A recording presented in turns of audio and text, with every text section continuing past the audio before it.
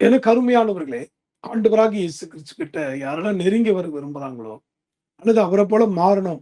ஏன்னா அவருடைய அன்பின் ஆழம், அகலம், நீளம், உயரம்.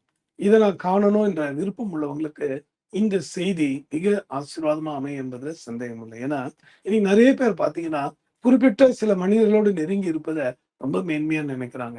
குறிப்பிட்ட சில காரியங்கள சாதிப்பத நினைச்சு சந்தோஷப்படுறாங்க. இதெல்லாம் அனித்தியமானதுங்க. ஆனா இந்த உலகத்தையும், வானத்தையும் படைத்த சர்வ வல்லவர் நம்மோடு இருப்பது எவ்வளவு பெரிய பாக்கியம். அவர் நம்மோடு இருக்க விரும்புகிறார். ஆக இந்த நாளிலும் கூட சே நோ.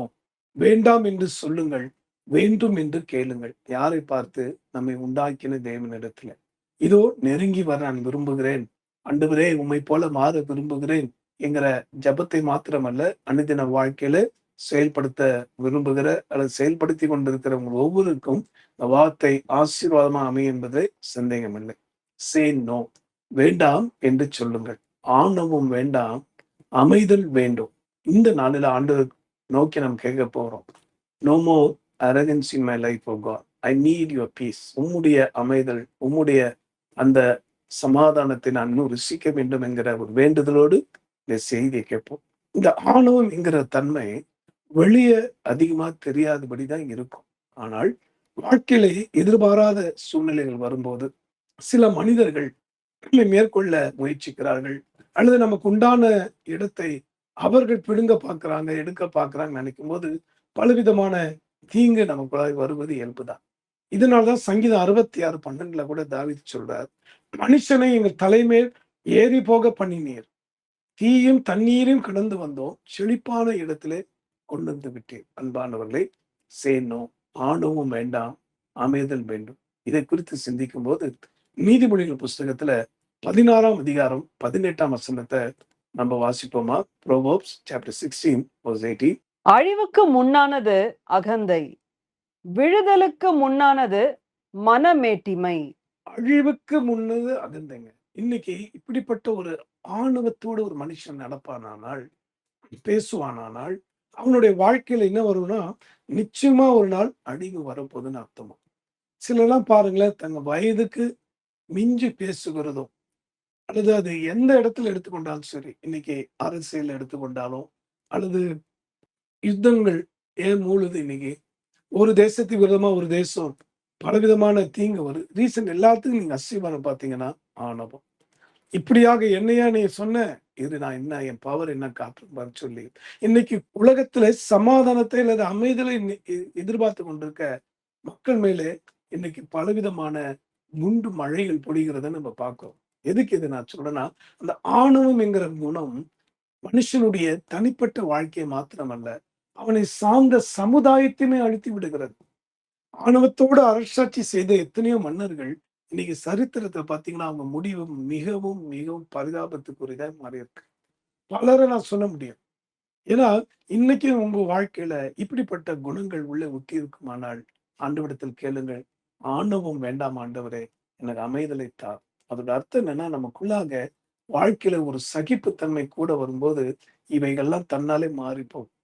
எப்படி ஒரு சூரிய வெளிச்சம் பட்டா, அந்த பனிக்கட்டி அப்படியே கரையுதோ, அதேபோல நம்முடைய வாழ்க்கையில இயேசுநாதருடைய அன்பு, நம் ஒவ்வொரு மேல் அவர் வைத்திருக்கிற மனதுருக்கம், அவர் நமக்கு காண்பித்த இரக்கத்தை நாம் தியானிப்போமானால், தினமும் அதை நினைத்து ஸ்தோத்தரித்து ஆனந்த கண்ணீரோடு அவர் பாதத்தை நினைப்போமானால், நிச்சயமாய் சொல்லுகிறேன், இந்த ஆணவம் என்கிற குணம் பக்கத்தில் கூட வர முடியாது. ஆக ஆணவம் வேண்டாம், அமைதல் வேண்டும் ஆண்டவரே.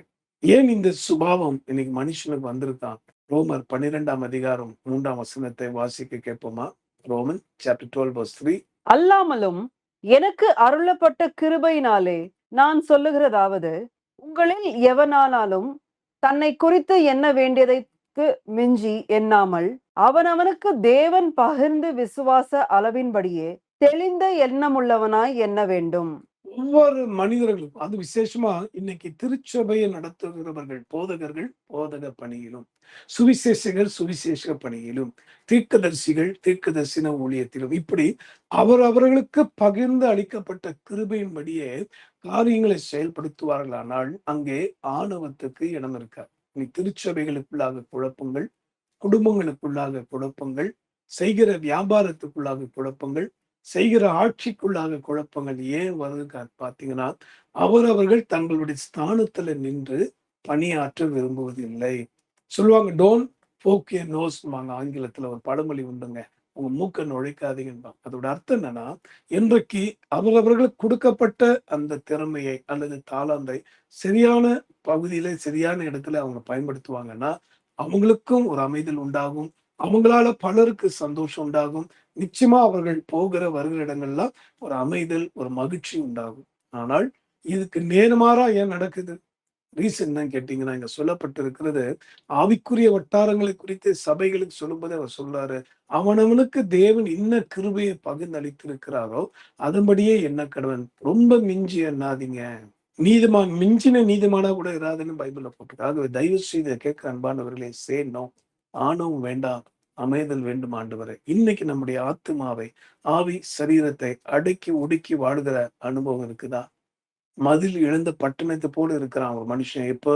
தன் ஆவியை அடக்க தெரியாதவன். ஆகவே இந்த நாளில தேவனிடத்தில் நம்ம கேட்க போறோம். ஆண்டவரே, ஆணவம் வேண்டாம், அமைதல் தாரும். எனக்கு நீ கொடுத்த காரியங்களில உண்மையா இருந்து, கொஞ்சமா இருந்தாலும் அது எந்த காரியமா இருந்தாலும் உண்மையா இருந்து அதில வளர்ந்து கனி கொடுத்து, உம்முடைய பார்வைக்கு விலையேற பெற்ற பாத்திரமாய் என்னை மாற்றி அருளும் ஆண்டவரே என்று சொல்லி மன்றாடி கேட்போமா? Say no arrogance. இனி என் வாழ்க்கையில ஆணவம் வேண்டாம் ஆண்டவரே. I need your peace. உம்முடைய அமைதல் எனக்கு தேவை. ஜெபிப்போமா? அன்புள்ள ஆண்டவரே, இந்த நேரத்துல இந்த வார்த்தை கேட்டு என்னோட ஜெபிக்கிற யாருக்கும் அவங்க இருதயத்துல என்ன குணம் இருக்குன்னு உமக்கு தெரியும். ஒருவேளை வெளியே அமைதலா இருப்பது போல தெரிந்தாலும், சூழ்நிலைகள் மாறும்போது ஆணவத்தோடு பேசி பிறர் அவமதித்து, தாய் என்று பார்க்காமல், தகப்பன் என்று பார்க்காமல், அண்ணன் என்று பார்க்காமல், கணவன் மனைவி என்று பாராமல் இன்றைக்கு வாய்க்கு வந்தபடி பல செயல்களை செய்துவிட்டு, ஆண்டவரே எங்கள் மன்னியும், எங்களுக்காக யுத்தம் செய்யும் என்று முறையற்று வாழ்க்கை செய்யாதபடி இந்த நிமிஷத்துல கேட்ட ஆலோசனைப்படி ஆணவத்தினால் வரக்கூடிய சகல தீங்கு, அகங்காரங்கள், பொல்லாத வார்த்தைகள், சுபாவங்களை கடிந்து கொண்டு ஒவ்வொருடைய வாழ்வில் அமைதல் பெருகட்டும் அப்பா.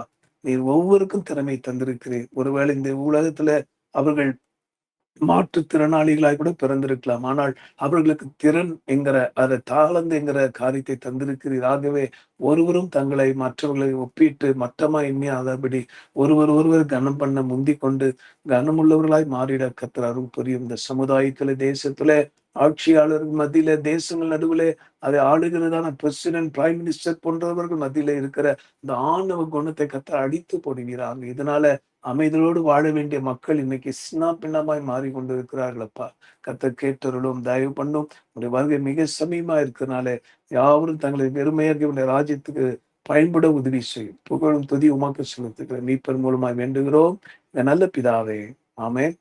கர்த்தர் தாமே இந்த வார்த்தையின்படியே உங்களை சகல திவ்ய குணங்களால் நிரப்பி, வாழ்விலும் நீ போகிற வருகிற இடங்கள் எல்லா இடங்களிலும் அமைதலையும் சாந்தத்தை உண்டு பண்ணுவாராக. ஆமென்.